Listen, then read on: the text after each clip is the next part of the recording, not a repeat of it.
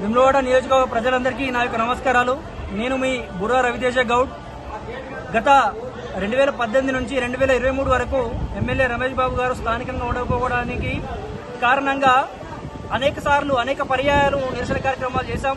అందులో భాగంగా భిక్షాటన కార్యక్రమం చాలా పెద్ద ఎత్తున సోషల్ మీడియాలో కావచ్చు, ప్రజలలో కావచ్చు చర్చనీయాంశమైంది.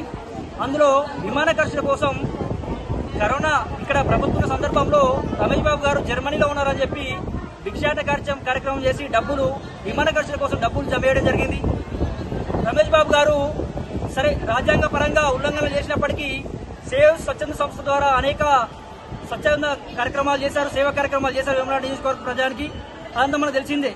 అయితే ఆ భిక్షాటన కార్యక్రమంలో వసూలు చేసిన డబ్బులు అతనికి నేను ఇవ్వలేకపోయాను కాబట్టి అతని స్వచ్ఛంద సంస్థ తరఫున అతని ద్వారా మనం ఈరోజు ఆ డబ్బుల్ని కుండీలో వేయడం జరిగింది వేములవాడ టెంపుల్ అభివృద్ధి కొరకం.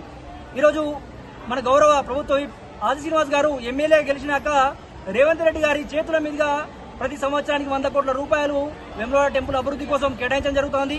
వచ్చే 2-3 ఏళ్లలో వేములవాడ యొక్క అభివృద్ధి మరియు టెంపుల్ అభివృద్ధిని మీరు అందరూ చూడబోతా ఉన్నారు. మనం మళ్ళీ ఆ టెంపుల్ ని ఘనంగా పునఃప్రారంభించుకోబోతా ఉన్నాం. ఈరోజు వేములవాడ అభివృద్ధిలో ఎప్పటికీ మేము కూడా భాగస్వామ్యం అవుతామని చెప్పి వేములవాడ అభివృద్ధి ప్రతి ఒక్కరి ధ్యేయం కాబట్టి ఆ యొక్క అభివృద్ధిలో నా వంతు భాగస్వామ్యంగా మేము కూడా కృషి చేస్తామని చెప్పి తెలియజేస్తూ ప్రజలందరికీ నా యొక్క ధన్యవాదాలు.